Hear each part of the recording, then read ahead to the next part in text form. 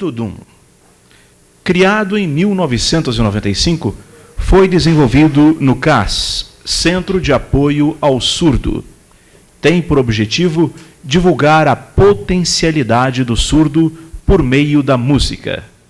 E para dar início a este evento, assistiremos à apresentação do grupo Surdodum.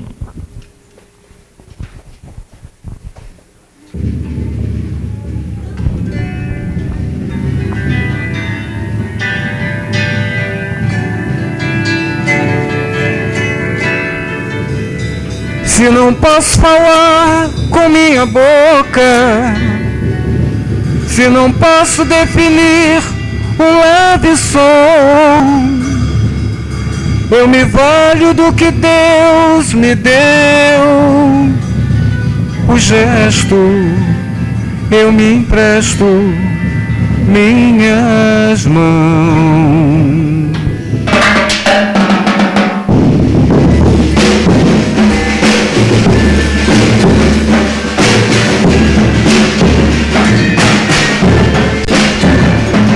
Se eu não posso falar com minha boca, se eu não posso definir um leve som, eu me valho do que Deus me deu. O gesto, eu me empresto minhas mãos.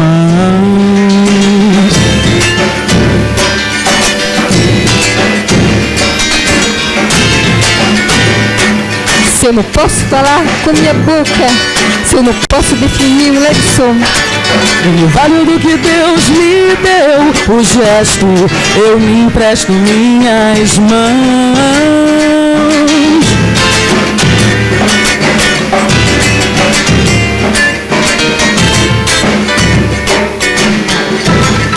Meus olhos seguem teus lábios, eu escuto os teus pensamentos. A gente trama um encontro na constelação de Libras. Longe daqui, longe daqui,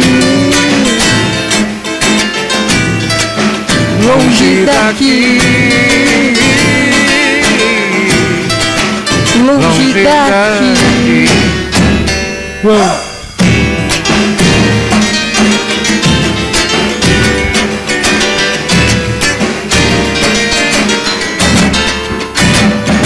Se eu não posso falar com minha boca, eu me valho do que Deus me deu. O gesto, eu me empresto minhas mãos.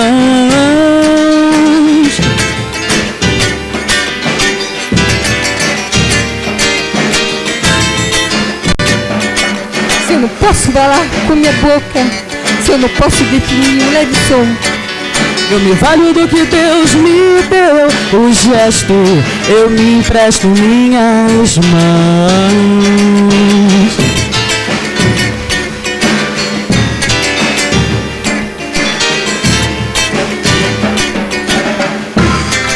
Meus olhos seguem teus lábios, eu escuto os teus pensamentos. A gente trama um encontro na constelação de Libras.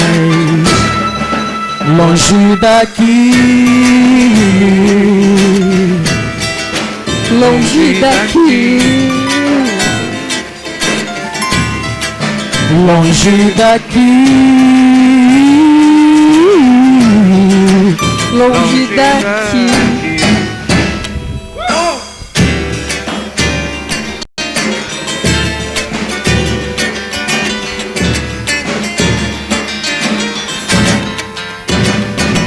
Eu não posso falar com minha boca. Obrigada. É um pouquinho difícil tocar, os meninos conseguirem até tocar bem baixinho, porque pode até de repente estar perdendo um pouquinho do ritmo, até pela questão da acústica. Mas acredito que realmente o Surdodum teria que participar para a gente estar pedindo um intérprete, por favor. Obrigada, Queca. Para estar justamente falando e mostrando também um pouco do que é a cultura do surdo por meio da música. E a gente vem há já 10 anos tentando justamente estar provando essa capacidade, que se um surdo está tocando, com certeza ele tem capacidade para fazer tudo o que ele quiser na vida deles. Muito obrigada a presença de todos vocês aqui, nesse dia tão especial, feito pela nossa deputada queridíssima Érica Cocai. Muito obrigada por essa homenagem a todos os surdos. Então, vamos embora.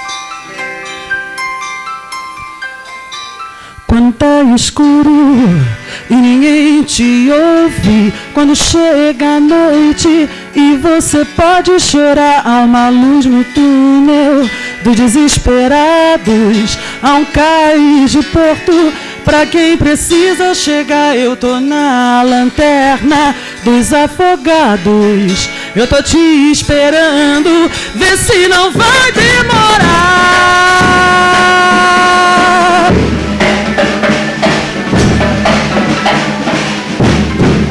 Uma noite longa pra uma vida curta, mas já não importa, basta poder te ajudar. E são tantas marcas que já fazem parte do que sou agora, mas ainda sem me virar. Eu tô na lanterna dos afogados, eu tô te esperando, vê se não vai demorar.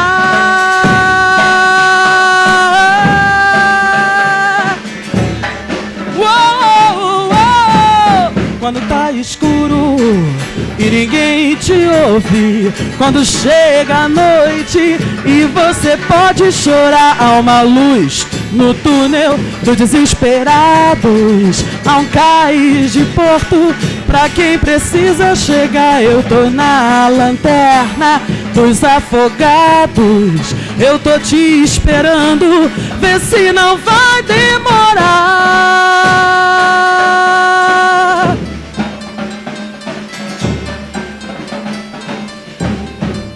Uma noite longa pra uma vida curta, mas já não importa, basta poder te ajudar. E são tantas marcas que já fazem parte do que sou agora, mas ainda sem me virar. Eu tô na lanterna dos afogados, eu tô te esperando, vê se não vai demorar. Que eu tô na lanterna dos afogados, eu tô te esperando, vê se não vai demorar. Eu tô na lanterna dos afogados, eu tô te esperando, vê se não vai demorar. Eu tô na lanterna dos afogados, eu tô te esperando, vê se não vai demorar.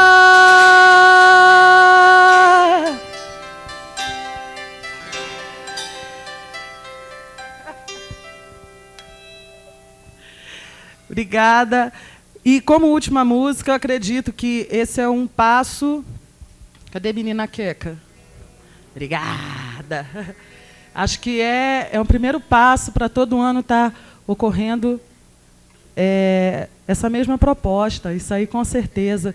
E infelizmente fico triste porque a gente só encontra a galera, os surdos, que estão, uma galera que está ali fora, infelizmente só encontra assim. Não pode, vamos nos unir muito mais. Nós temos muitos objetivos em comum e eu acho que realmente é hora de ter uma união muito maior entre nós, amigos todos aqui. Obrigada a presença de todos vocês. Muito obrigada à minha família também que veio, a galera lá do CAIS. Obrigada a presença de todas as associações e instituições que estão aqui presentes hoje. Muito obrigada. Vamos fazer um nada.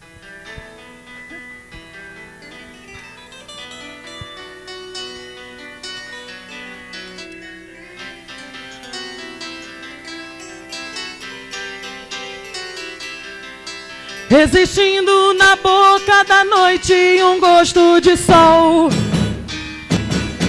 Eu já tô com o pé nessa estrada, qualquer dia a gente se vê.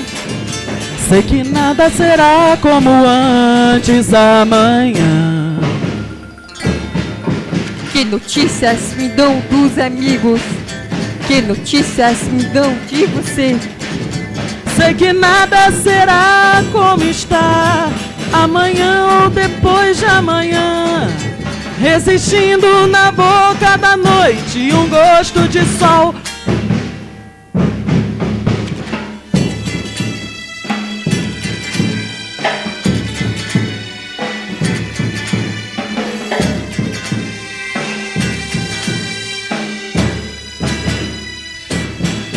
No domingo, qualquer hora, ventania em qualquer direção. Sei que nada será como antes amanhã. Que notícias me dão dos amigos? Que notícias me dão de você? Sei que nada será como está amanhã ou depois de amanhã, resistindo na boca da noite um gosto de sol.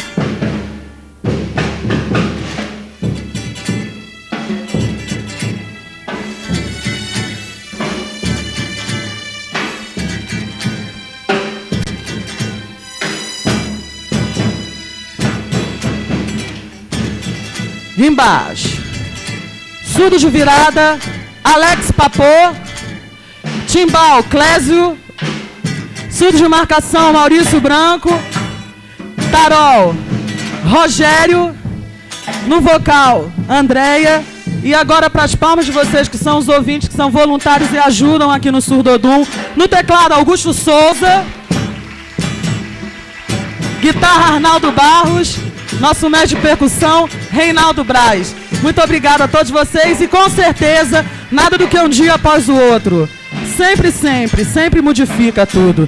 Obrigada de coração.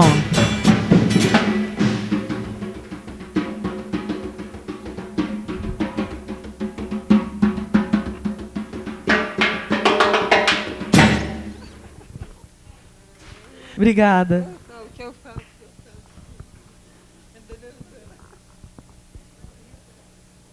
Agradecemos a participação do Grupo Surdodum nesta sessão solene. Senhoras e senhores, por iniciativa da deputada Érica Cocai, realiza-se nesta oportunidade sessão solene comemorativa ao Dia Nacional do Surdo. Esta sessão será presidida pela presidente da Comissão de Defesa do Consumidor desta Casa, deputada Érica Cocai.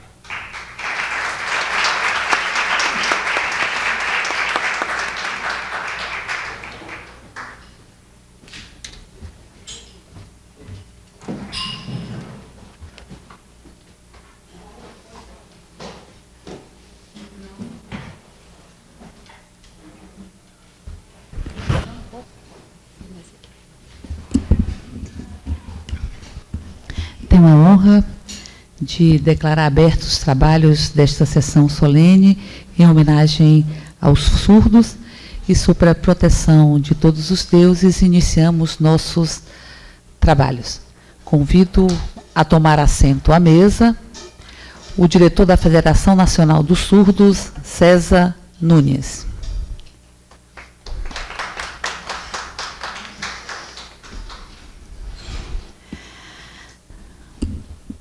Presidente da Associação de Surdos de Brasília, Domingos de Moura Lacerda.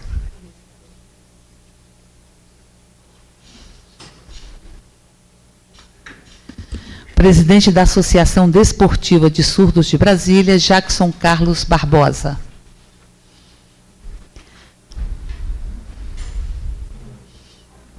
O presidente do Grupo de Surdos Gays de Brasília, Carlos Augusto Ferreira Menezes.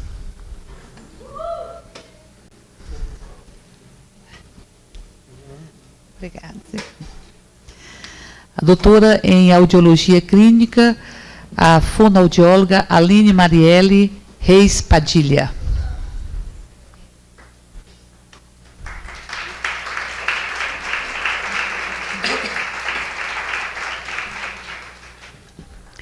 a diretora do Centro de Ensino de Libras e Educação de Surdos da FENEIS-DF, Gricélia Silva Carvalho. Representante do grupo Surdodum, Andréia Brito Ferreira. E o representante da Pastoral de Surdos, Gilson da Silva.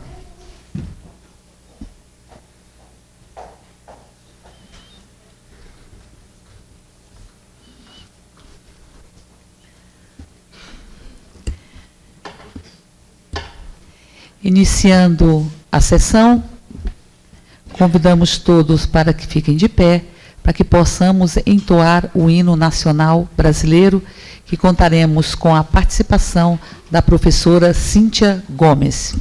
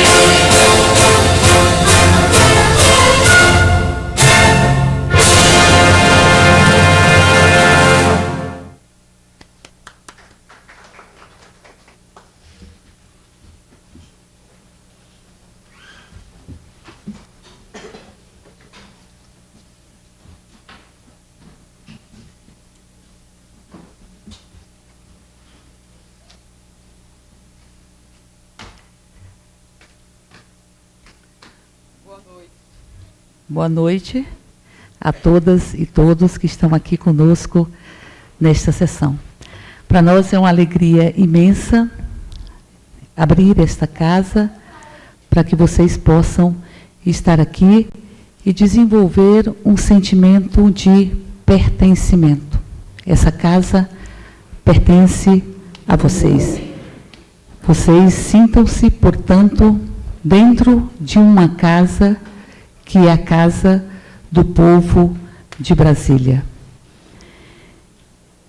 Eu gostaria de começar falando da ode à alegria, ou da ode à liberdade, que diz: por onde adejam tuas asas, serão os homens todos irmãos. Bebam os seres toda a alegria dos seios da natureza, que todos, bons e maus, sigam suas trilhas róseas. Este é um trecho de uma poesia chamada Ode à Liberdade, que, em função da censura política, ficou conhecido como Ode à Alegria. É um trecho de um poeta e filósofo alemão chamado Friedrich von Schiller, que foi incorporado àquela que é considerada a maior música já composta em toda a história da humanidade, a Nona Sinfonia de Beethoven. Beethoven apresentou a Nona Sinfonia há exatos 180 anos. Maior nome da história universal da música, compôs inúmeros clássicos já estando surdo. Ele perdeu a audição, mas continuou a compor com imensa maestria. Suas músicas vinham de dentro, do seu interior. Seus sentimentos foram transcritos em versos que dizem que a tragédia materializa a vitória moral do homem sobre seus instintos e seu egoísmo. Essa vitória sobre si mesmo, sobre a tragédia que vivemos, sobre a barbárie que convivemos com ela nesta sociedade, que nos dá força para lutar e que nos fez realizar esta sessão solene em homenagem ao Dia Nacional dos Surdos, a fim de parabenizar os avanços históricos do surdo. Não apenas parabenizar esses avanços que nos levam ao século XIX, quando o francês Édouard Rouet fundou o Imperial Instituto de Surdos Mudos, hoje chamado de Instituto Nacional de Educação dos Surdos. Mas essa história de luta pela garantia dos direitos dos surdos vem de muito tempo. Basta lembrarmos que ainda no século XIX, devido talvez à ignorância, à falta de conhecimentos, chegou-se a proibir a linguagem dos sinais. Era compulsório para o surdo o aprendizado da fala. Não sabiam eles que se fala de várias formas, mas que existe uma linguagem que todos nós entendemos, a linguagem da solidariedade, a linguagem da liberdade. Foi somente na segunda metade do século passado, século XX, há pouco mais de 30 anos, que a linguagem de sinais voltou a ganhar força, mas dessa vez associada ao oralismo em duas das correntes que hoje predominam na comunicação dos surdos. O bilinguismo, que inclui a linguagem de sinais, e a linguagem da língua oficial, e a comunicação total, que privilegia a comunicação de todas as suas formas. A linguagem brasileira de sinais, Libras, é uma conquista dessas companheiras e desses companheiros que conseguiram sua oficialização por lei. Esta oficialização por lei, entretanto, não tem assegurado as conquistas que queremos para os surdos.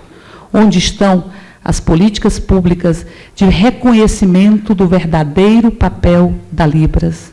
Quais medidas vêm sendo adotadas para incluir os surdos em nossos meios de comunicação? Os meios de comunicação, a televisão, que não são feitos para que todos possam entendê-lo, não são meios de comunicação. Portanto, uma grande luta que desenvolvemos neste momento é para que nós tenhamos intérprete nos meios de comunicação, para que realmente possamos estabelecer a comunicação humana, a comunicação da construção da liberdade de homens e mulheres que se coloquem na vida por inteiro. Nós não construímos a liberdade apenas no exercício da sua interioridade. Nós só construímos a liberdade quando ela também é a liberdade construída pelo outro. Nós só exercemos a plenitude da condição humana quando ela é exercida a partir da nossa relação com o outro. Nós temos uma lei nessa cidade, a Lei 2.532, de autoria da companheira Maninha, hoje deputada federal, que obriga a existência de servidores públicos habilitados à interpretação gestual em todas as repartições do GDF. Esta lei não está sendo cumprida. Portanto, temos ainda a determinação do MEC, que prevê que todas as universidades possam estar preparados para receber todos e todas, e que também o mercado de trabalho absorva todas e todos. Esta lei também não está sendo cumprida neste país. Por isso nós temos muito que avançar, e precisamos avançar sobre o que representa ser seres humanos. Nenhum tipo de limitação de linguagem é maior do que a nossa existência enquanto pessoas, enquanto seres humanos. Por isso, esta é uma luta no dia de hoje contra toda forma de discriminação. Temos várias formas de nos expressar, e vemos aqui o Surdodum, que acredita na potencialidade do ser humano, aposta na potencialidade dos seres humanos e dos surdos, e que deu um belíssimo espetáculo, uma belíssima apresentação neste momento, mostrando que realmente existem os instrumentos do amor, e esses são os mais fundamentais para que nós possamos ter uma cidade que inclua todos e todos. Nós queremos uma cidade que caiba a todos nós. Uma cidade que ninguém se sinta excluída dela, que ninguém se sinta aparteada dela. Uma cidade que nos caiba por inteiro, como diz o poeta Tiago de Mello, nos caiba com as nossas diabruras e as nossas canduras, mas que nos caibam com as nossas diferenças, porque são as diferenças que constroem a beleza e a diversidade da humanidade. Portanto, nós estamos aqui para lutar pelo estabelecimento de relações sociais significativas, autênticas, que permitam a construção democrática da cidadania. Todos nós temos que caber dentro da nossa cidade e do nosso país e nos sentirmos incluídos nele. Isso depende de políticas públicas, da conscientização de famílias dos surdos, de uma verdadeira integração social. Em alguns países nórdicos e na Inglaterra, por exemplo, são realizados encontros entre os pais de crianças surdas. São vivências indispensáveis para a formação das crianças, permitindo a interação entre surdos, surdas, ouvintes, e entre surdos e surdas, e entre todos que se envolvem no mundo da construção humana. Esses encontros são partes das políticas públicas de educação e saúde. Pressupõem ações do Estado em benefício da cidadania. É neste contexto de integração social, de passar uns simples filmes com legendas que possa ser entendido por todos, mesmo que sejam filmes brasileiros, que defendemos políticas públicas integradas de construção da cidadania. Afinal, a linguagem do amor pode ser compreendida por todos. É a linguagem mais universal que pretendemos ver oficializada em nosso país e, em especial, no Distrito Federal. Essa linguagem, todos nós podemos entendê-la e podemos nos expressar a partir dela. Eu estive, ainda este ano, em uma solenidade que foi construída conjuntamente entre a Infraero, a Secretaria Especial de Direitos Humanos e entre a Funarte, o Ministério da Cultura. Uma solenidade que possibilitava que os aeroportos brasileiros pudessem ser aeroportos que ninguém se sentisse excluído. Uma solenidade que construiu a experiência piloto, que queremos que exista em todos os aeroportos, mas não só em todos os aeroportos, que permitia que não apenas se escutasse quando sairia um voo, que horas o voo chegaria, mas que se pudesse ver, que se pudesse também ter a linguagem visual. Os aeroportos não apenas que falassem e dessem os seus recados indispensáveis para as pessoas que ali estavam, mas aeroportos que pudessem possibilitar que todos se sentissem incluídos. Essa é uma pequena experiência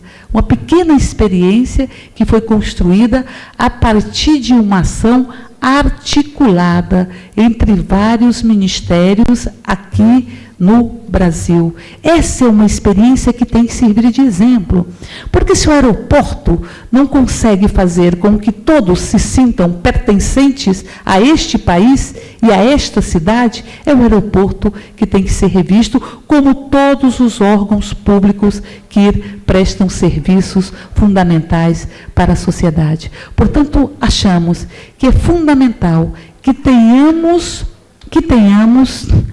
políticas públicas envolvendo o conjunto das políticas, que envolvam o Ministério da Saúde, que envolvam o Ministério da Educação, que envolvam o Ministério, a Secretaria Especial de Direitos Humanos, a Secretaria de Políticas de Igualdade Racial, enfim, na perspectiva de que eliminarmos todas as barreiras para a inclusão absoluta e total dos surdos, mas achamos que isso é parte da construção da luta e do empoderamento dos próprios surdos, das surdas, neste país e nesta cidade. Aqui a Ana falava da necessidade de que todos pudessem se reunir sempre e que, a partir daí, pudessem tecer as suas considerações, as suas reivindicações para lutar por elas, ou seja, que se colocassem na vida enquanto sujeitos das suas próprias conquistas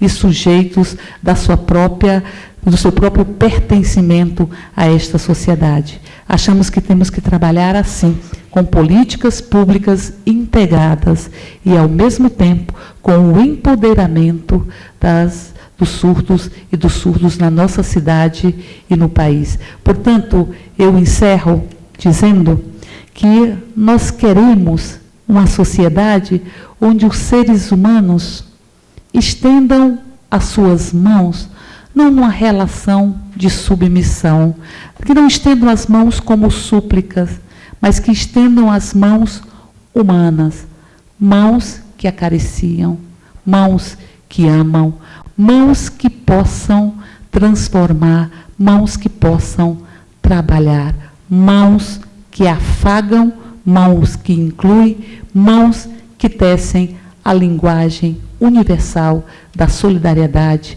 e do amor. Muito obrigada pela participação de todas e todos nesta solenidade.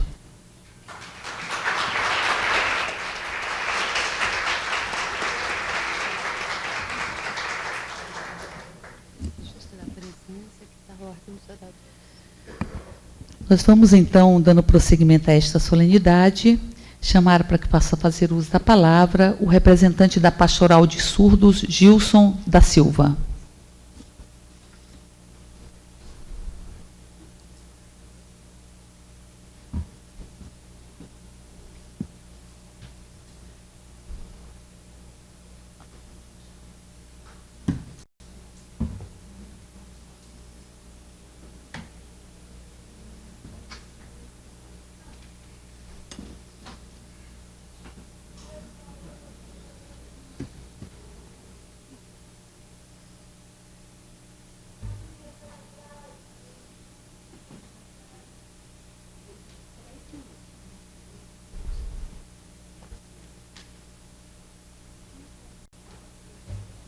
Usa o microfone.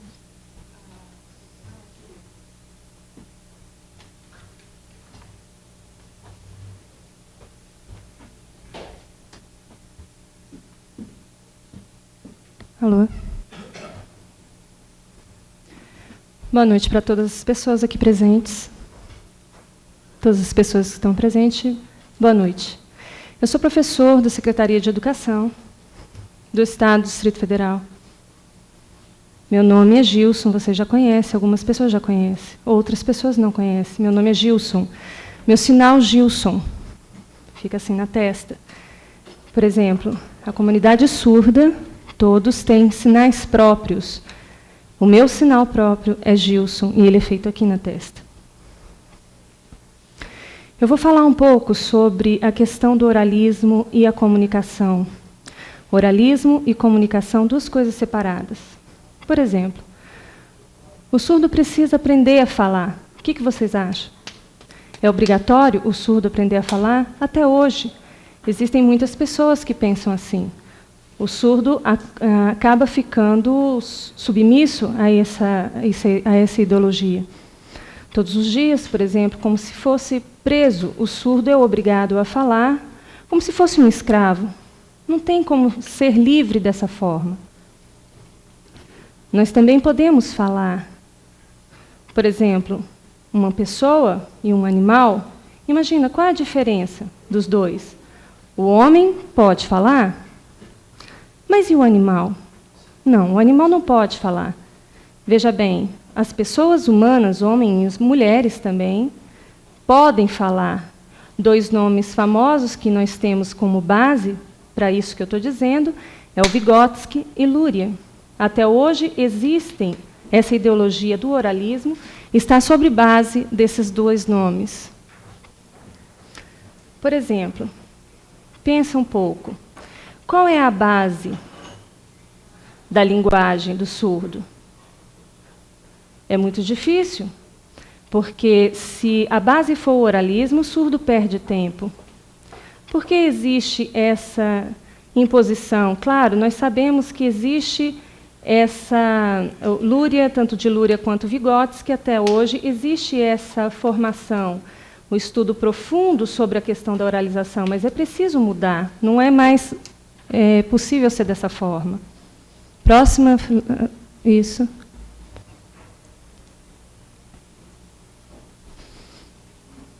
A língua de sinais, ela, basicamente, o que são as mãos? Porque, olha, veja bem, a língua de sinais ela é visual, eu posso ver e aprender rápido, como surdo, entender rápido também, dá tempo para que eu possa aprender várias coisas. O oralismo, não. Veja bem, o oralismo é complicado, porque não respeita essa questão. Não existe, por exemplo, a matemática, né, através da língua de sinais, é possível a gente poder fazer a troca de diversos assuntos, né, diversas coisas nós podemos falar. Todos os surdos precisam e querem realmente mudar. A Libras, eu posso estar falando de Libras, mas não tem a base, novamente eu repito, a Libras não tem a base da língua oral. A base da Libras é visual. A Libras tem uma base própria, é a primeira língua do surdo. Oralismo não. Nós precisamos esquecer isso. Muitos surdos foram obrigados até hoje a oralizar. Muitos fonoaudiólogos, por exemplo, outros professores, outros profissionais, eles fazem isso. Por exemplo, a Libras é a língua própria para o surdo, materna para o surdo.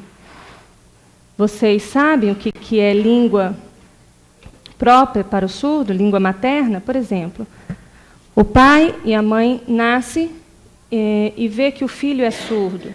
Então, o pai fica preocupado e leva a criança aonde?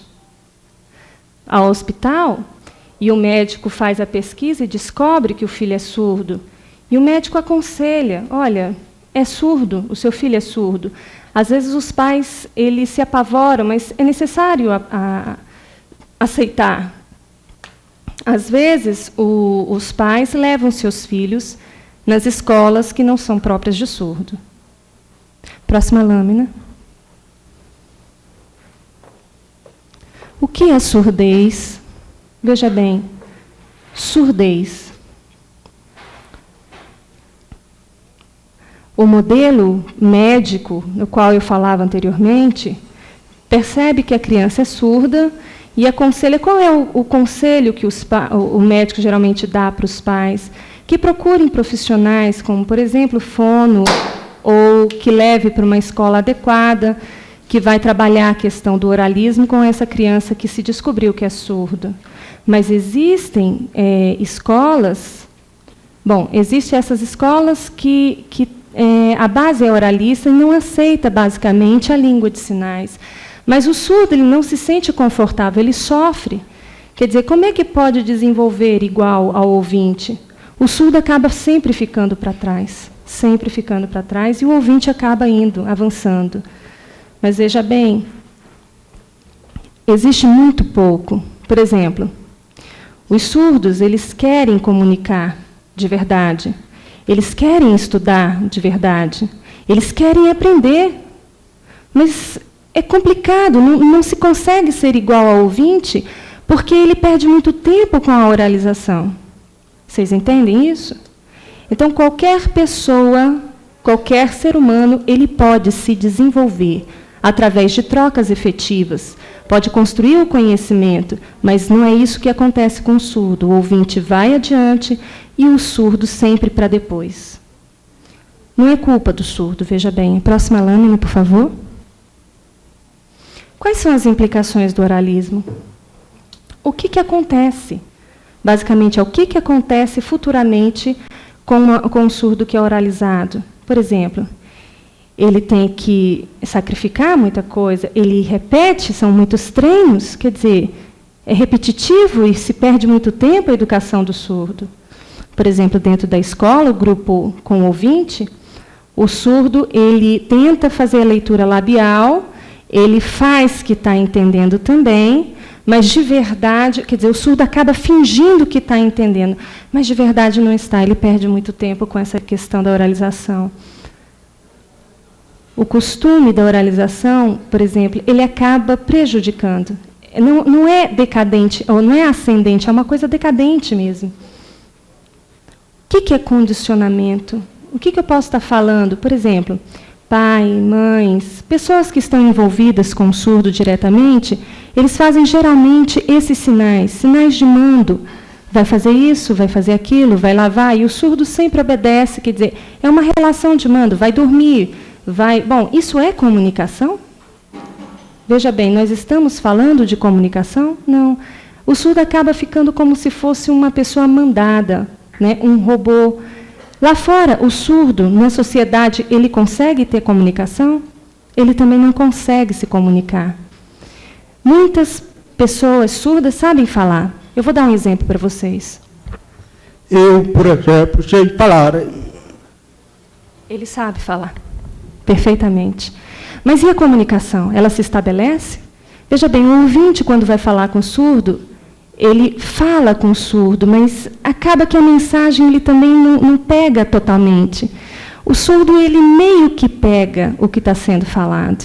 E, às vezes, ele perde a paciência. E o ouvinte também deixa para depois o que vai ser comunicado. É como se fosse, não tenho tempo para você agora. É muita dificuldade que nós passamos. Veja bem, vocês sabem o que é disciplina? Por exemplo, o português, o professor ensina, mas existe o ruído na comunicação.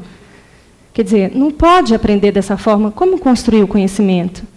É verdade, existe um prejuízo nessa questão, mas não teria se fosse o caso da língua de sinais. Muitos surdos sempre sabem falar, muitos surdos sabem falar, mas depois eles acabam não falando e preferindo a língua de sinais. Vocês mesmos conhecem. Tem muitos surdos aqui que sabem falar, igual a mim. Mas não falo, eu parei de falar.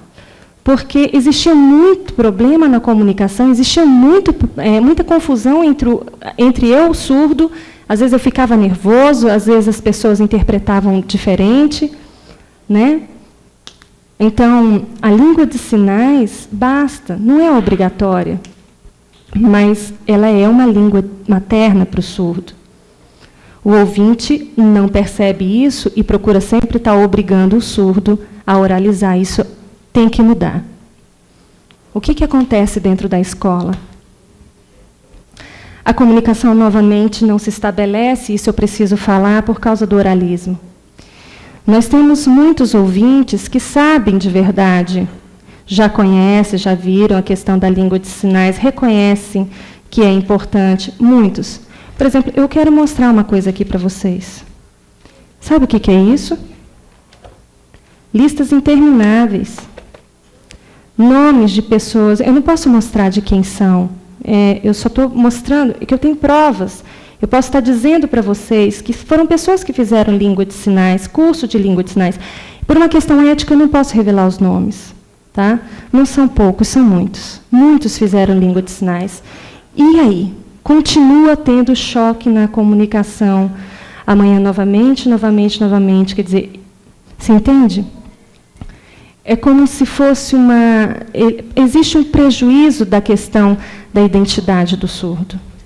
Existe um prejuízo no desenvolvimento do surdo, na construção do conhecimento, percebe?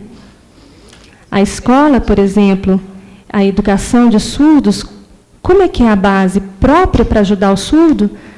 Não, não tem, porque é uma base mais para o ouvinte. Nós precisamos criar uma escola onde a base da educação seja diretamente para o surdo. Eu sou professor surdo. O professor surdo não tem muitas informações dentro das escolas. Veja bem, eu tenho muitos amigos. Tenho, é verdade.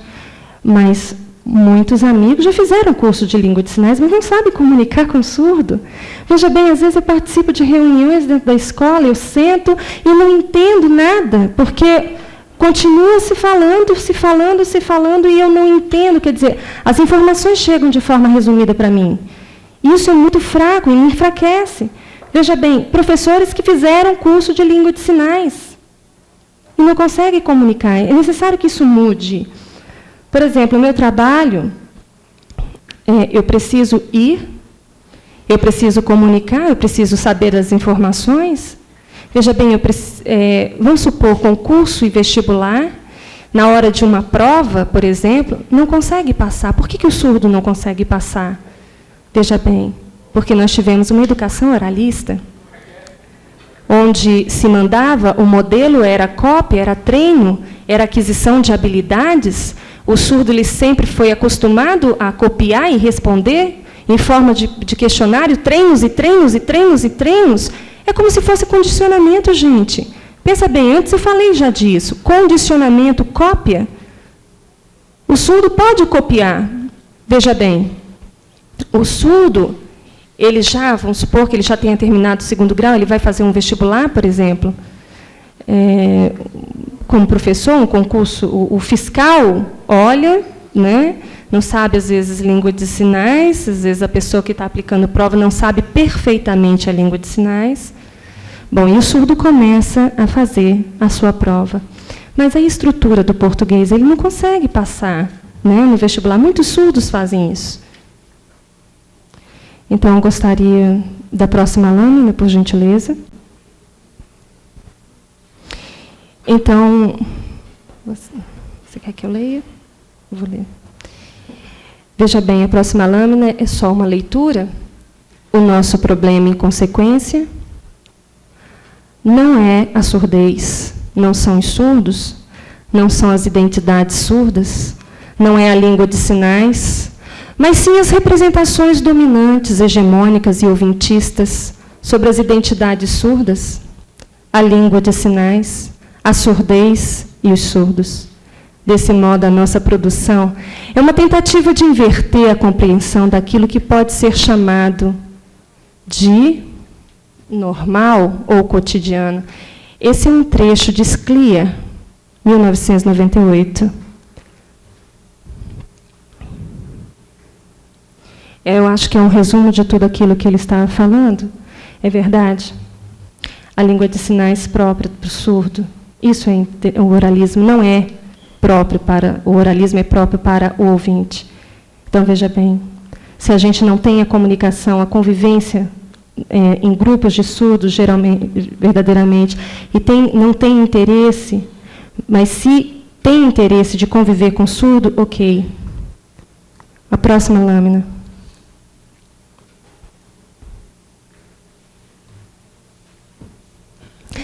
A educação de surdos ela deve estar nas mãos de quem entende de cultura de surda, de identidade surda e de língua de sinais.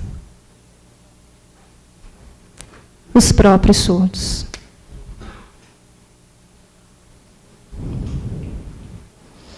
Ok? Eu agradeço.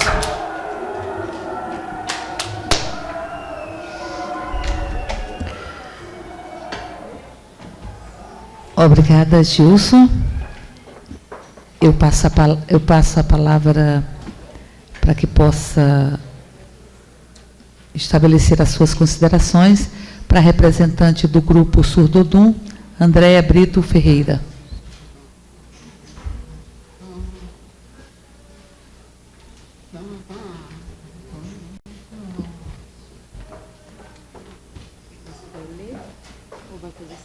Eu acho que vou precisar de você.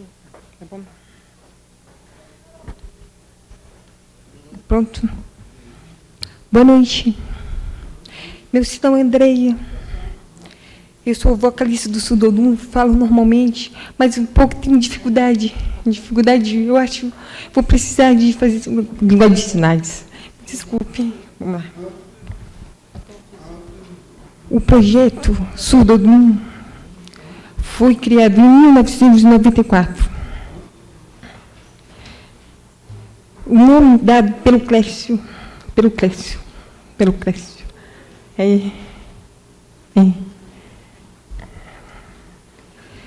Depois de 2 experiências com o Surdodum, a Ana passou no concurso da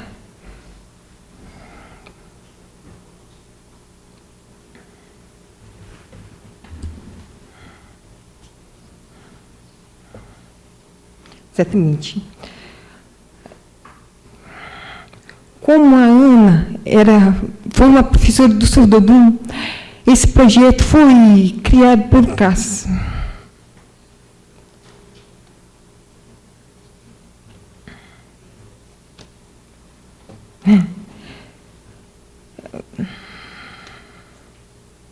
Aproximadamente, o Surdodum tem 30 alunos com o CAS.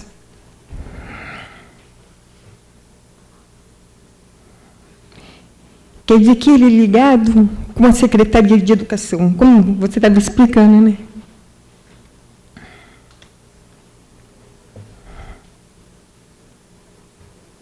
É dividido em musicalização, infantil, vocal de crianças e percussão. Na faixa etária, 4 anos. Exatamente. Não, 4 anos. 4 anos.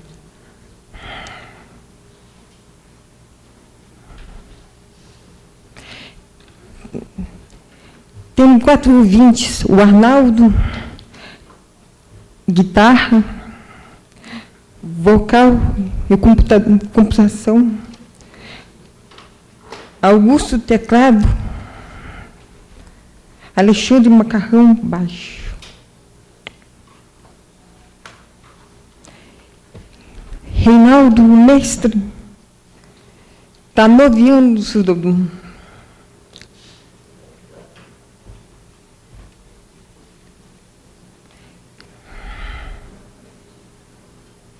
O Surdodum mostra a capacidade que muitos ouvintes falam. Porque alguns ouvintes falam que nem o surdo tem capacidade, mas todos têm capacidade. Todo mundo sabe, né?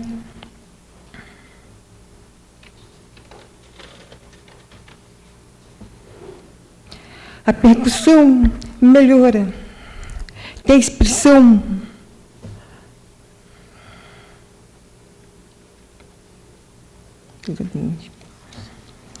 Temos muitos ritmos, MPB, músicas próprias também do Surdodum. Nosso compositor, o Arnaldo, né?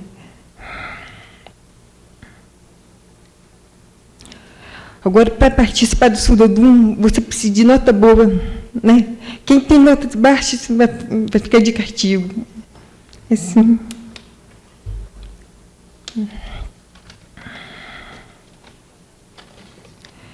Eu, como vocal, nós pegamos a música, a gente treina linguagem de sinais. Depois, a gente interpretação da música em libras, como estava falando. Aí a gente começa a treinar a gráfica.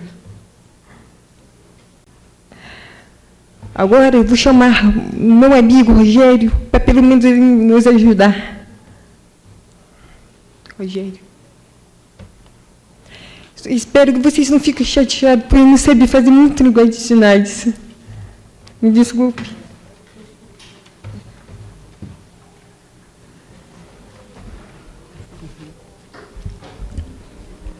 Bom, eu vou resumir, né? A minha fala vai ser bem resumida, eu sei que tem um tempo aí de 3 minutos. Bom, eu vou falar... Desculpa, não estão me vendo.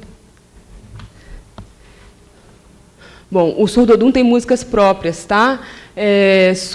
Músicas que se apropriam do Olodum. Mas não são só músicas de Olodum, são também músicas de MPB. Por exemplo, existe a música funk, reggae, tem samba, então tem essa mistura. O Surdodum também, ele toca todos os ritmos, não só Olodum.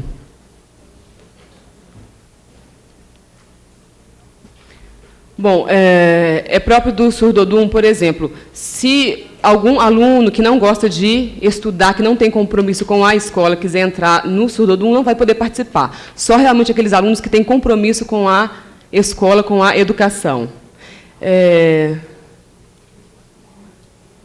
Nós temos 8 participantes que já terminaram o 2º grau, já concluíram o 2º grau. Tem 2 surdos que ingressaram em faculdades. E tem alguns surdos que já terminaram o 2º grau, mas ainda não conseguiram, em função de orçamento financeiro, entrar em faculdades. Funcionário público. Nós temos 3 surdos que são funcionários públicos, pertencem ao Surdodum. E no Surdodum pode entrar com 4 anos de idade e pode se encaixar nos vários campos, como na musicalidade, nos instrumentos e também na Libras. Workshop. Ah, sim. Workshop. Agora eu vou falar sobre workshop.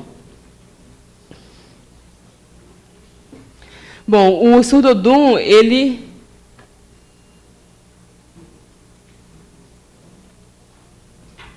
Bom, o surdo que entra no Surdodum, ele pode aprender a tocar também o instrumento. Nós fazemos workshops para ensinar outros surdos, inclusive de outros estados, a aprender a tocar a percussão, aprender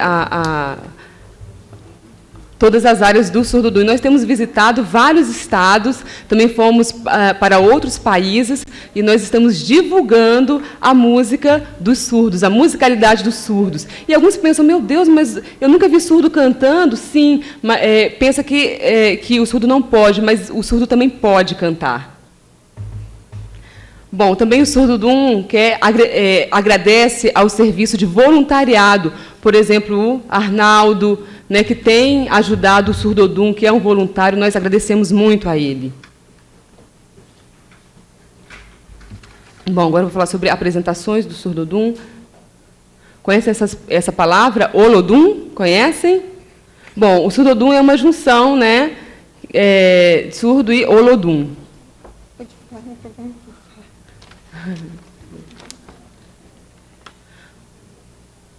Vocês conhecem o grupo Os Cachorros das Cachorras? É um grupo famoso.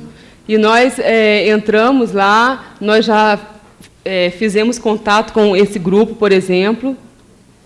Tem também o grupo Cidade Negra, né? Nós também cantamos junto a esse grupo, abrimos o show deles, grupos famosos. Nós também já viajamos para Portugal.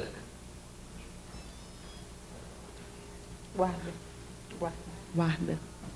Cidade.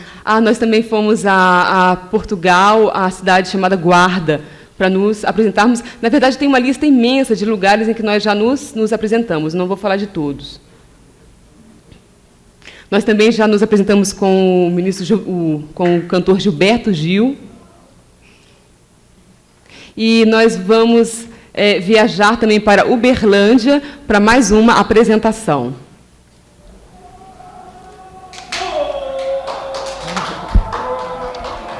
Ela baixinha, mais alta. Vou procurar saber fazer negócio de sinais para eles não ficarem chateados. Vamos ver. Eu quero agradecer muito a Érica pelo convite feito, os seus convidados também. Eu agradeço muito de todo o coração. O Surdo Odum agradece você também. Muito surdo me vai agradecer muito. Eu agradeço também a Paula, a coordenadora do CAS, a Ana Lúcia, uma professora nossa que me ajudou, foi muito, me ajudou a falar mais, a abrir. E eu agradeço a Deus, agradeço a todos vocês. Obrigada.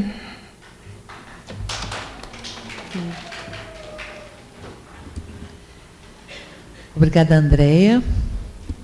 Eu agora chamo para que possa dar a sua mensagem o presidente da Associação de Surdos de Brasília, o Domingos de Moura Lacerda. Vamos lá pela...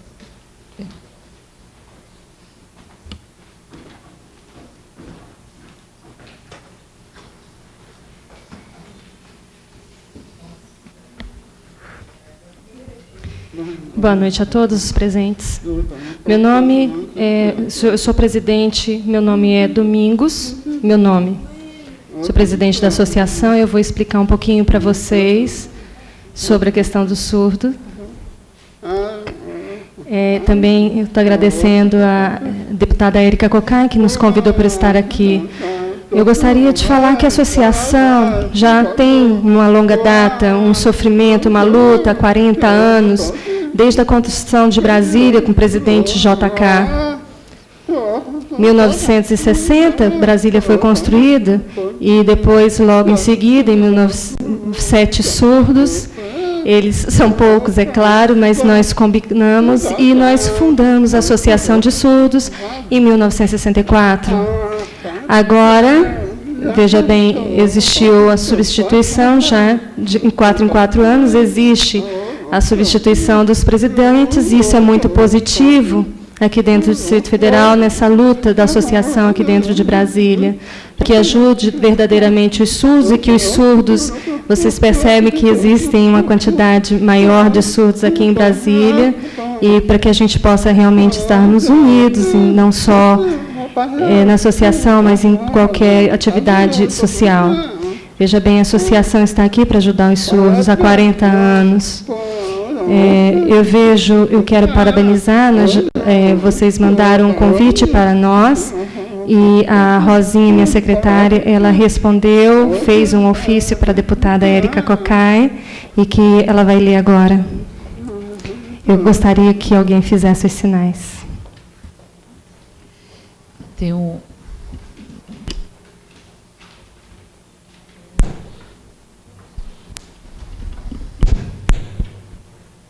Foi solicitado que nós lêssemos o seguinte ofício. Brasília, 4 de outubro de 2004. Senhora deputada, recebi vosso ofício, número 563/2004, nos convidando eu, Domingos de Moura Lacerda, e meus associados, que, em nome de nossa Associação dos Surdos de Brasília, sediada na pequena sede no Cruzeiro Velho, viemos pedir a Vossa Senhoria e demais deputados distritais aqui presentes que atendam o nosso apelo. Que há anos nossa associação foi fundada em 25 de outubro de 64, e até hoje nós só temos uma pequena sede de 2 minúsculas salas, adquirida com o suor de nossa luta ao longo desses anos. Pedimos um terreno maior para nossa sede ou um grande salão doado por um tempo indeterminado, pois nossa sede é tão pequena e não comporta mais de 300 associados. Doações na forma de verbas em dinheiro ou materiais para trabalhos artesanais e profissionalizantes para nossos associados dentro de nossa Associação dos Surdos de Brasília, especialmente para os de baixa renda, etc. Também pretendemos abrir aulas com instrutores surdos, usando a linguagem de sinais para crianças surdas, oferecendo-as a integração dentro de nossa comunidade surda. Se ganharmos um terreno maior, outra metade deverá ser usada pela FENEIS-DF, Federação Nacional de Integração dos Surdos, com sua autonomia separada da nossa associação, pois teremos de trabalhar em conjunto, porque somos uma federação e uma associação com atividades voltadas integralmente para a própria comunidade surda do Distrito Federal. Queremos que nós, instrutores surdos, ensinemos a linguagem brasileira de sinais para pessoas ouvintes, que usarão esta linguagem dentro de hospital, escola, especializadas voltadas para surdos, em delegacias, shoppings, supermercados, para a comunicação com os deficientes auditivos.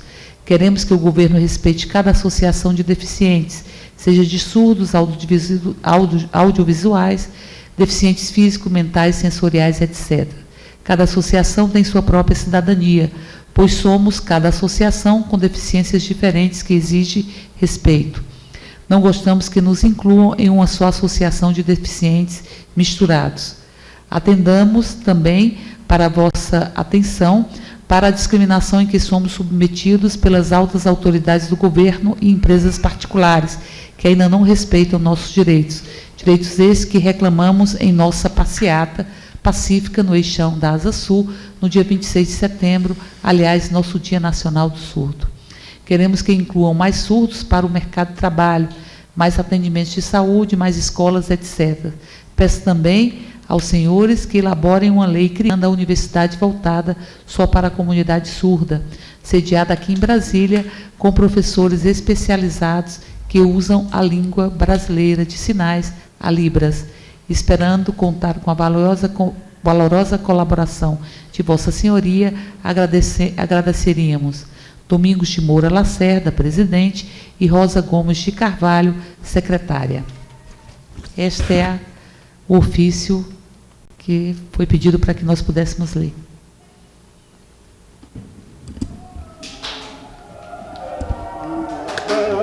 Obrigada para todos. Força, luta, gente. Nós precisamos lutar realmente, ter força. Nós vamos ter a festa da associação, dia 16 de outubro. Eu gostaria de convidar a todos para estar participando conosco. É a festa de 40 anos da associação. Eu já distribuí os convites e eu gostaria que todos, eu vou depois passar o convite para que vocês possam também estar dançando conosco, participando conosco dessa festividade. Então, ali, ela está organizando para depois trazer para a senhora. Pedi para que esperasse, que depois ela dá o convite. Eu gostaria que todos fossem, de coração, para comemorar conosco os 40 anos de luta. Vai ter festa com alegria, com muita felicidade. Luta, força, gente. Muito obrigada por tudo. Obrigada a todos, deputada. Muito obrigada. Obrigada ao Domingos. Nós estaremos sim na festa, mas não queiram que eu dance lá, porque vai ser um vexame. Mas, enfim, eu passo agora para que possa proceder a sua mensagem a diretora do Centro de Ensino de Libras e Educação de Surdos, da FENEIS-DF, Gricélia Silva Carvalho.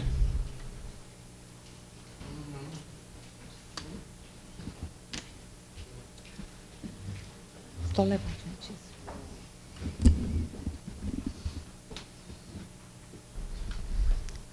Boa noite a todos. É um prazer estar participando aqui, muito importante estarmos aqui na Câmara Legislativa. Nós tivemos muito interesse de vir aqui, foi um prazer. Meu nome é Gricélia, esse é meu sinal, e eu sou responsável dentro da FENEIS pelo CELES, que é o Centro de Ensino de Libras e Educação de Surdos. É um dos departamentos, os setores da FENEIS, e eu trabalho nesse setor. É um trabalho voltado também para pesquisa, lida com a área de informática, de interpretação, de instrutores. Nós também trabalhamos com a venda de materiais, tudo voltado para a área da Libras. E eu tenho percebido assim, uma das coisas muito importantes aqui no DF foi o surgimento da FENEIS. Então, é necessário que as pessoas respeitem e observem, porque é necessário haver até, inclusive, mais informações sobre o que é a FENEIS. Hoje nós estamos assim com os olhos abertos, mas por conta do surgimento da FENEIS, os surdos têm lutado pelos seus direitos, têm insistido por diversas coisas, diversas lutas e reivindicações da comunidade surda. O surdo tem esse direito, o seu direito, e esse direito ele é garantido pela existência da FENEIS aqui em Brasília. E uma das coisas mais importantes que eu quero falar nessa noite é sobre a questão dos intérpretes, da necessidade que nós temos de ter esses intérpretes em órgãos públicos, como hospitais, corpos de bombeiros e justiça, no judiciário.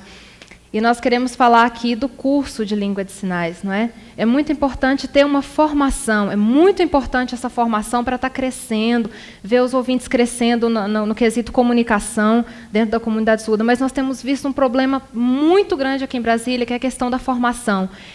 Existem pessoas que querem limitar a formação do intérprete a um curso de 60 horas, a um cursinho de 3 meses, e daí a pessoa sai se sentindo intérprete, se achando intérprete, e achando que tem condições, então, de ter uma fluência exigida para a profissão de intérprete.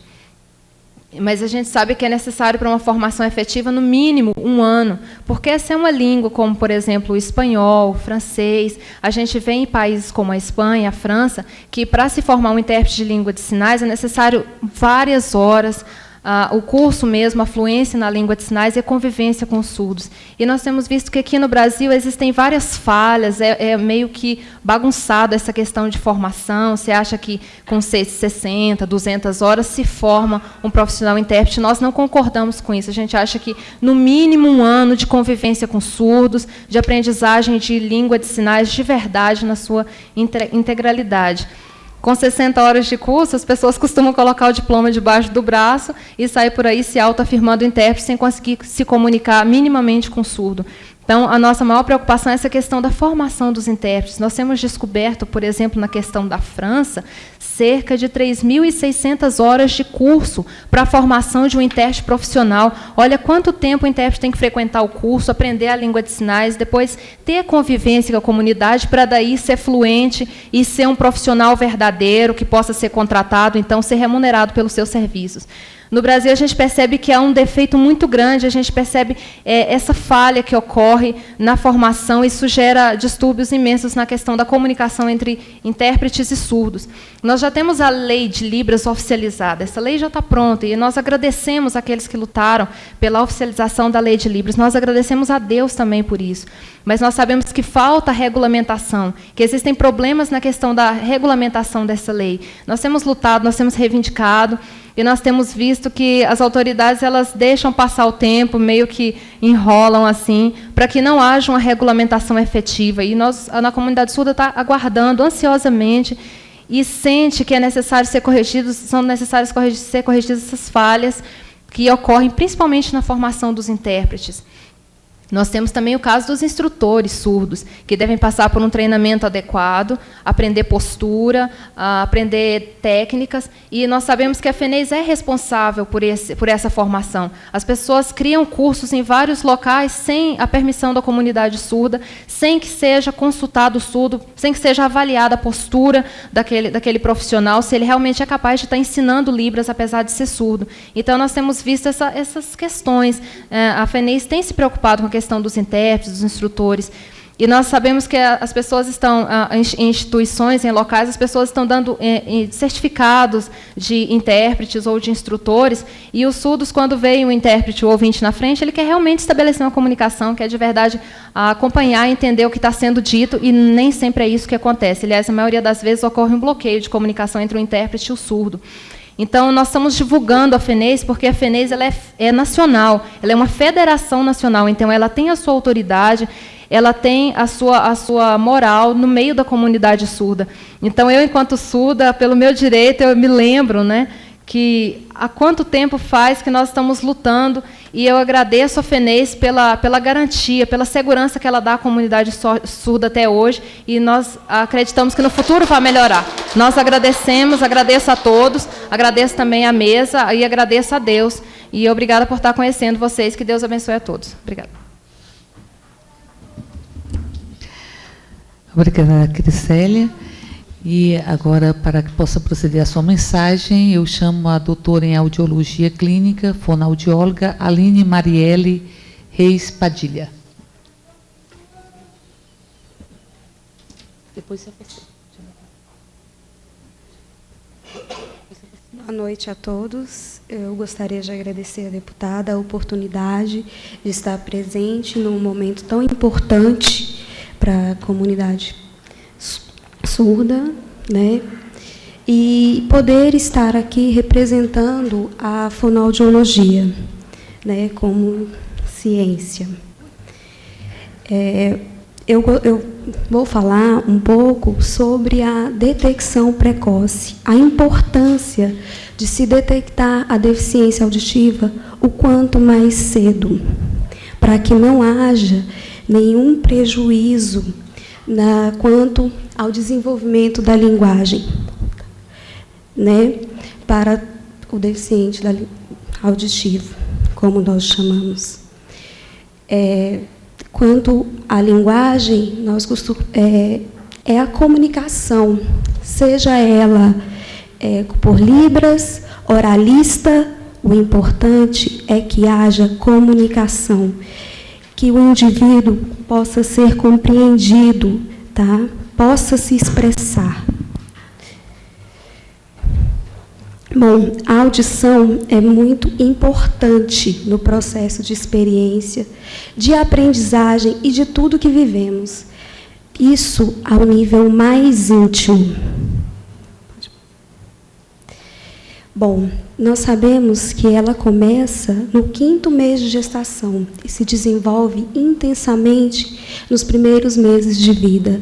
Isso através da estimulação, né, auditiva. Qualquer problema auditivo deve ser detectado ao nascer, pois os bebês que têm perda auditiva diagnosticada cedo e iniciam o tratamento até os 6 meses apresentam um desenvolvimento muito próximo ao de uma criança ouvinte. Tá?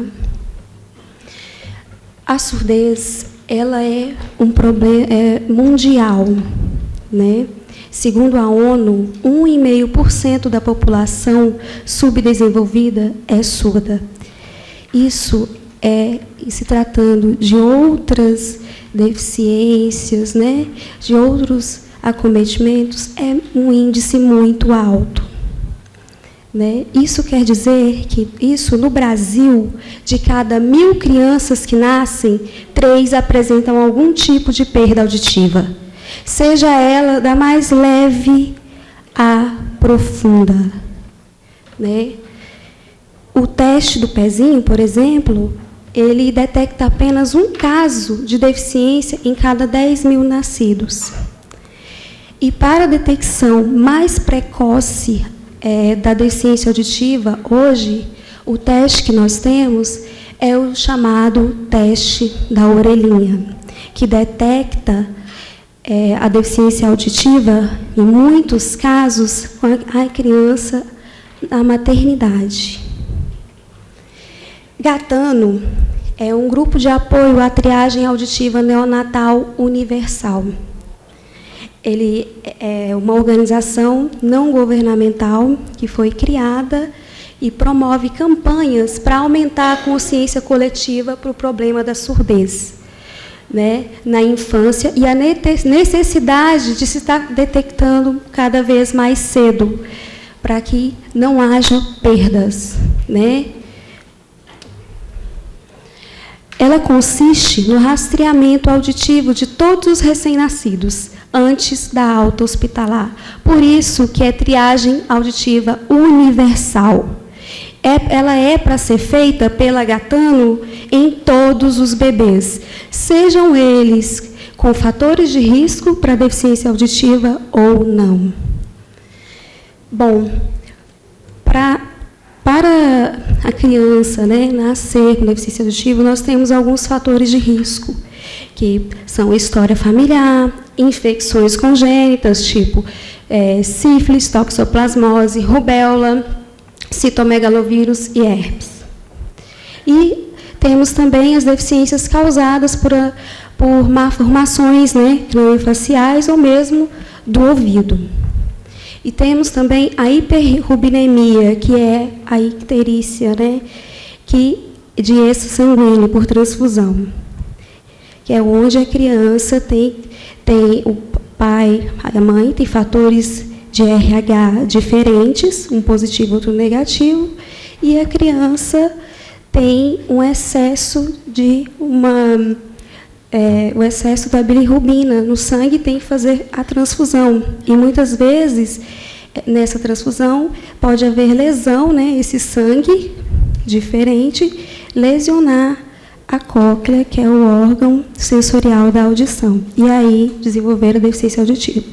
Ou medicação da gravidez, né, e outros sintomas. Temos também o APGAR, de 0 a 4, no primeiro minuto de nascimento, de 0 a 6.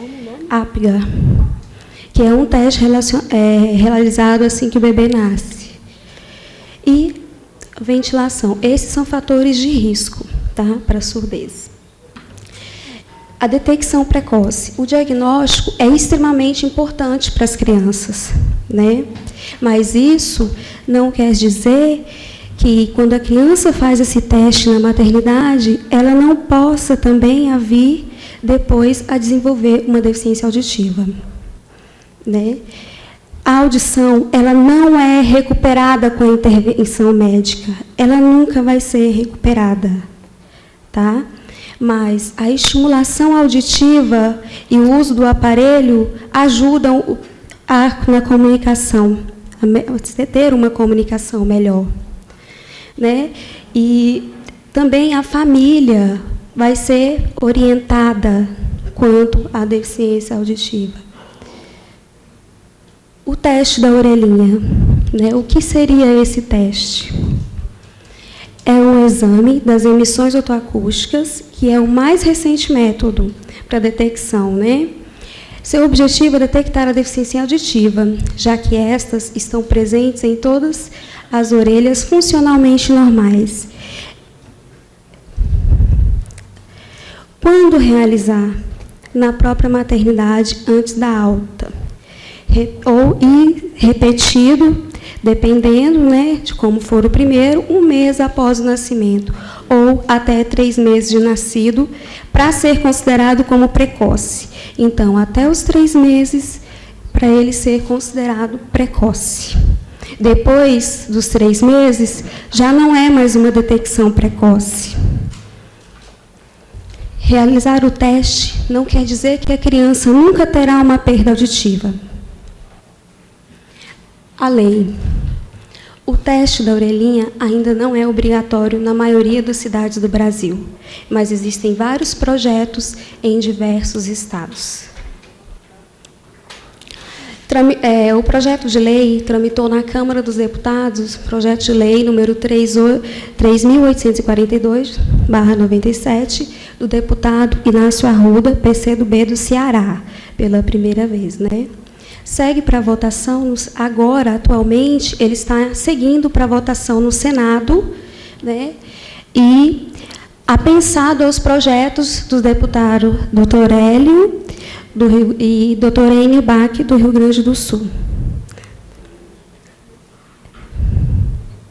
Agora, o diagnóstico audiológico.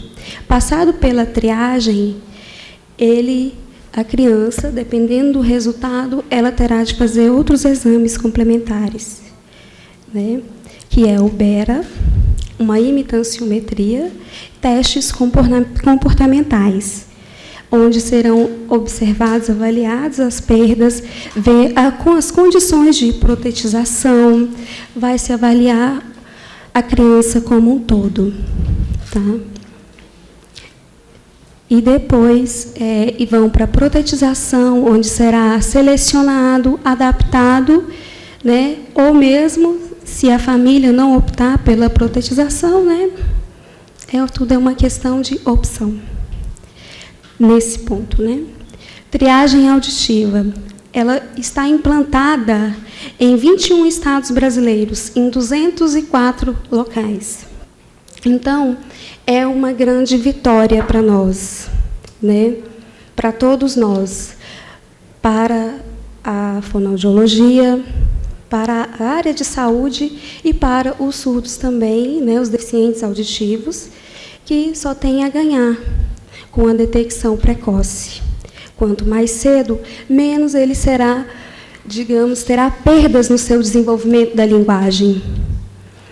Então, a fonoaudiologia está lutando para conseguir estar junto, ser uma lei mesmo, a detecção precoce universal para todos.